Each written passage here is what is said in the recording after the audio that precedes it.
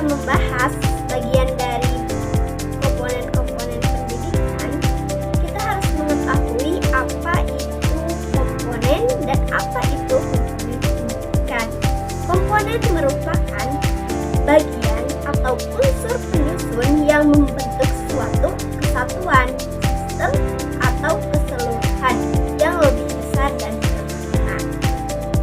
Maka, komponen pendidikan merupakan bagian-bagian penting dalam suatu sistem pendidikan yang saling berkaitan. Tanpa adanya komponen tersebut, proses pendidikan tidak akan berjalan secara optimal. Apa saja komponen-komponen pendidikan? Komponen-komponen pendidikan meliputi tujuan pendidikan, pendidik, peserta didik, media, metode, kurikulum, evaluasi, dan lingkungan masyarakat. Yang pertama yaitu tujuan pendidikan Islam. Pendidikan Islam bertujuan mengembangkan manusia secara maksimal dan positif, meliputi 3 aspek utama, yaitu aspek jasmani, akal, dan hati atau rohani. Pendidikan jasmani bertujuan membentuk tubuh yang sehat, kuat, agar mampu mendukung aktivitas kehidupan sehari-hari dan ibadah. Pendidikan akal bertujuan menjadikan manusia cerdas, mampu berpikir logis, serta menguasai ilmu pengetahuan.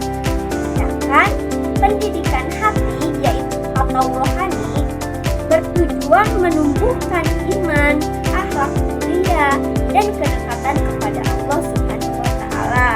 Nah, ketiga aspek ini saling melengkapi untuk membentuk manusia yang sempurna menurut pandangan Islam. Yang kedua, pendidik.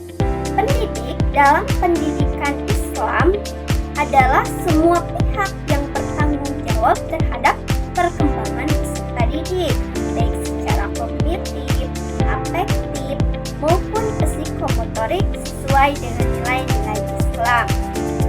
Pendidik terdiri dari orang tua, yaitu sebagai pendidik utama dan paling utama, ada guru sebagai pendidik profesional di sekolah, serta masyarakat sebagai lingkungan yang turut membentuk kepribadian peserta didik. Ketiga, peserta didik. Peserta didik adalah individu yang sedang menuntut ilmu, baik anak-anak maupun orang dewasa.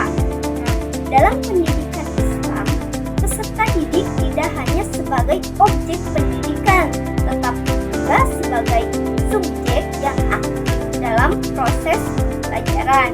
Peserta didik dituntut untuk menghiasi diri dengan akhlak mulia dan mendekatkan diri kepada Allah Subhanahu wa Ta'ala, karena ilmu pada hakikatnya berasal dari Allah. Keempat, yaitu bahan atau media pendidikan. Media pendidikan adalah sebagai alat, benda, atau peristiwa yang dapat membantu peserta didik memperoleh pengetahuan, keterampilan, dan sikap. Nah, media pendidikan dapat berupa benda seperti Al-Quran, buku, gambar, video, dan lainnya, serta media non-benda seperti teladanan, perintah, larangan, ajaran, dan hukuman. Pemanfaatan media yang tepat akan membantu tercapainya tujuan pendidikan Islam secara efektif. Kelima, metode pendidikan. Metode pendidikan Islam merupakan cara atau strategi yang digunakan pendidik dalam menyampaikan materi agar mudah dipahami oleh peserta didik.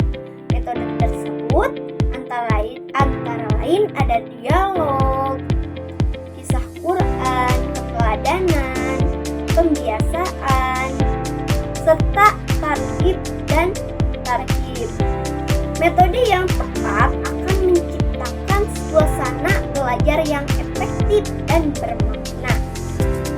Keenam, ada kurikulum. Kurikulum dalam pendidikan Islam disebut manhaj, yaitu seperangkat perencanaan dan acuan yang digunakan untuk mencapai tujuan pendidikan. Kurikulum ini berperan penting sebagai penentu arah dan keberhasilan pendidikan. Jadi, materi yang diberikan harus selaras dengan tujuan pendidikan dan nilai-nilai Islam. Yang ketujuh, ada evaluasi.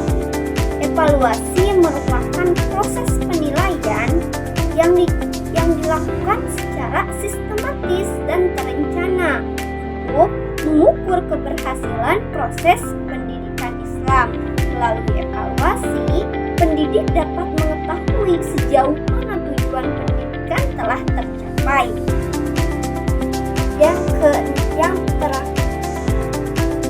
Yang terakhir yaitu lingkungan masyarakat.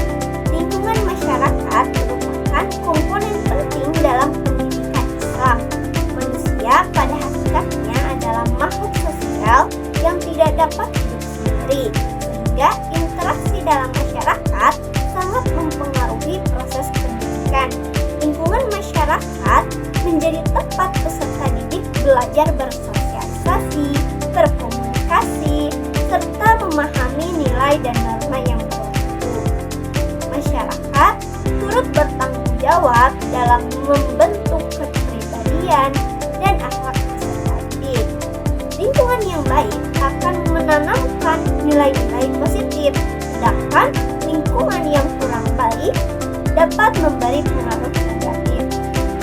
Oleh karena itu, pendidikan Islam menekankan pentingnya menciptakan lingkungan masyarakat yang religius, berakhlak mulia, dan saling menasehati dalam kebaikan.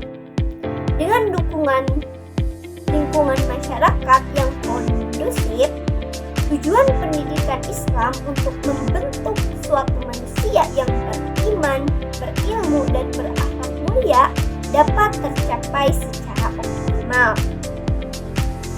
Demikian penjelasan singkat mengenai komponen dasar pendidikan Islam.